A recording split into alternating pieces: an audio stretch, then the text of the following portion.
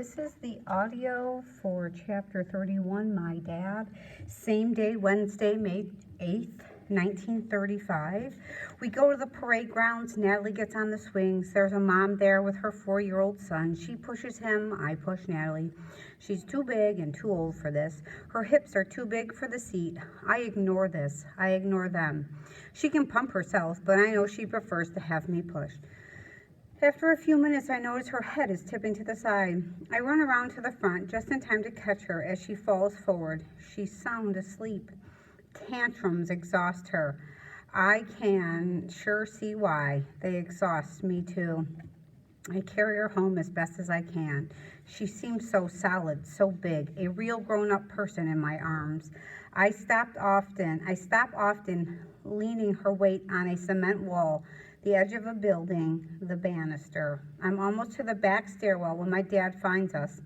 He doesn't ask what happened. He simply takes Natalie from me, and I follow him to our apartment. We walk through the wild mess of our living room, rug pulled out from the coffee table, vases upend in a puddle of water, broken plate slivers and lemon cakes scattered everywhere. My foot crunches the china pieces as I follow my father to Natalie's room. He places her gently on her bed and covers her with her favorite purple blanket, and he goes to the ice box and opens a beer. He looks over at me, seems to think a minute. He opens another and pours a full glass for himself and a half glass for me. My father rarely drinks, and never with me.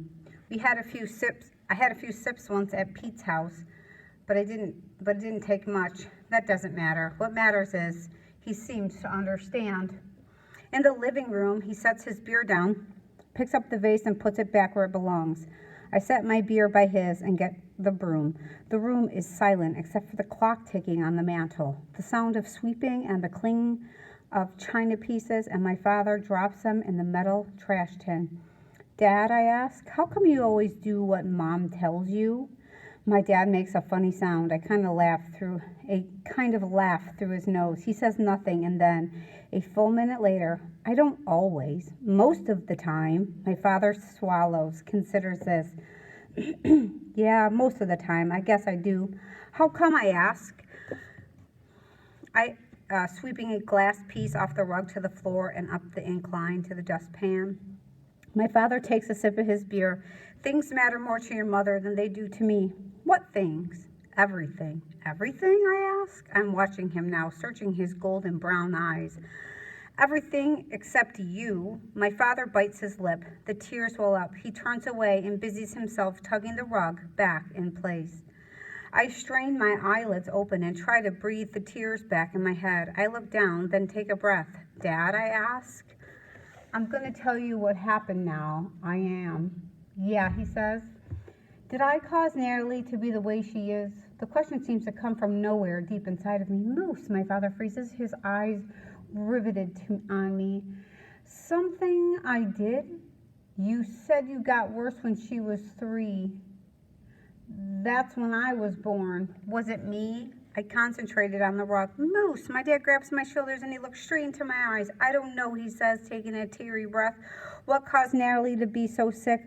I don't think anyone knows that, but I do know this. He bites his lip, his voice so full of feeling. He's having trouble speaking. Absolutely for sure. It had nothing at all to do with you. He felt guilty for the way she is. Same day, Wednesday, May 8th, 1935. When my mother comes in, Natalie's button box clattering against her side of her purse, she sees me with the beer. Her eyes register the shock. What happened? Where's Natalie? She asks, her voice sharp in the tight of her throat. Natalie's fine. She's asleep in her room, my father says, but I need to talk to you. Me? My mom asks, her voice high and childlike. Yes, my father says. My mother's eyes dart to me and then back to my dad. Just you and I, my father says, cocking his head towards the bedroom. I don't want to talk here. My mother nods. She follows my father to the bedroom. At first, it's quiet in there. Hushed voices muffled by the closed door. Then the voices get louder and more angry. My mother cries. My father is angry and firm. I hear my name. I walk closer to the door. Look, my mother says, I'm not taking any chances with this. Miss Kelly says. I know what Miss Kelly says. I'm talking about Moose now, and that's what he thinks. He's good with Natalie. They've worked out a relationship.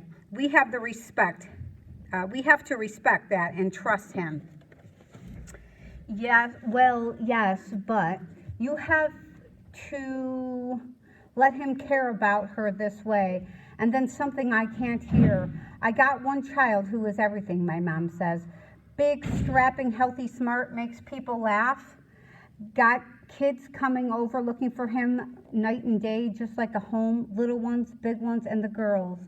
They all like Moose, but Natalie doesn't have the whole world looking out for her. She needs me.